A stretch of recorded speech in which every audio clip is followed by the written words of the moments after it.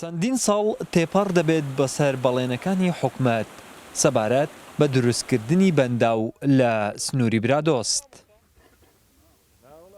ساڵ بۆ ساڵیش گرفتی کەم ئاوی لەم ناوچەیە زیاتر دەبێت.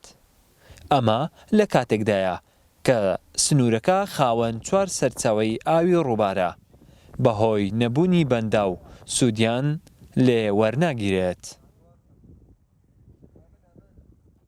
حکومەت لە چەندین بڕیاریدایە سەدە دروستکات بەڵام ناوچەی برادۆست نەیگرتەوە هیچ. یان پێویستە کات لە نزاری دەشتەهێت سەدێک دروستکرێت ڕووبارێکی گەورە بەناودادێت.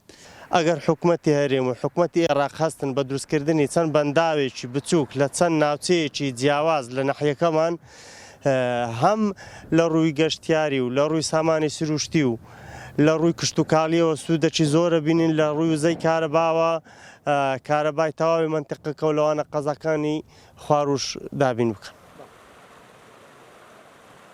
برادۆست بەهۆی هەڵکەوتەی جوگرافیاکەی کە ناوچەی شاخاوین ساڵانە ڕێژەیەکی زۆر بەفری لێ دەبارێت. لە توانەوەی بەفری ئەو ناوچەیە ڕووبارەکانی بناری هەڵگۆرد و بەربزین و گەلیلێتان و ڕووباری خواکوڕک دروست بوونە.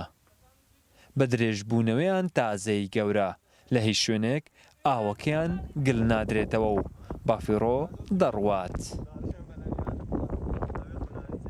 جێگای پێش ئێستا جێگای دوو بەنداویش دیارکرا، یەک لە ڕووباری سەرەوەی سیدەکانێک لە ڕووباری پردازەنان ئەو جێشان لۆ دیارکرایە کەشفیش کرایە بە سوڵاهیەتە ئێستا دەست پێ نەکرایان.